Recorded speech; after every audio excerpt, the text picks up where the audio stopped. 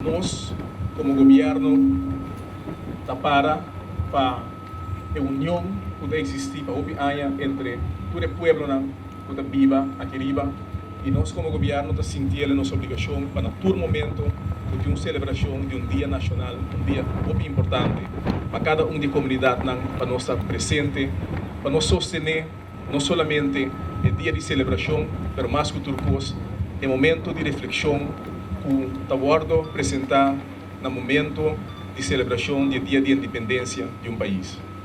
Então, toma agora aqui a oportunidade de viajar para felicitar o Cônsul e a inteira comunidade colombiana e também o governo de Colômbia, na nome do nosso governo, para um dia importante aqui.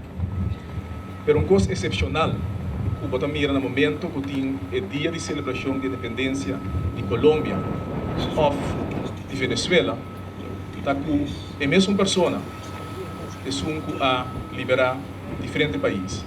Até o ponto do momento agora, como é possível uma pessoa está liberar 5 países, sendo que não pode 25 países.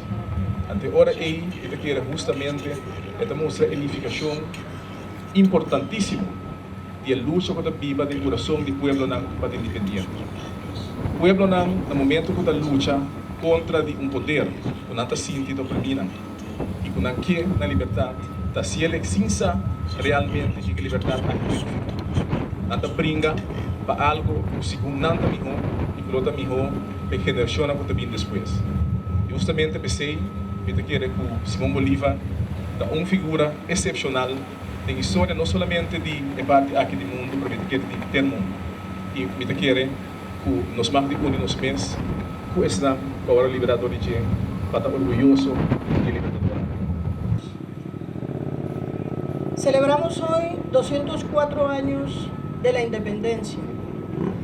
El presidente de la República ha enviado un mensaje optimista y lleno de esperanza a todos los colombianos en el exterior.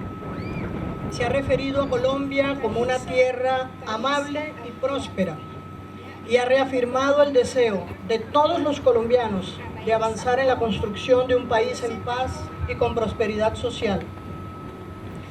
El mensaje afectuoso de nuestro presidente me mueve también a referirme a nuestros connacionales en el exterior, a esas personas que más allá de las fronteras nos hacen sentir muy orgullosos de ser colombianos. Comparto la opinión de que la patria es su gente.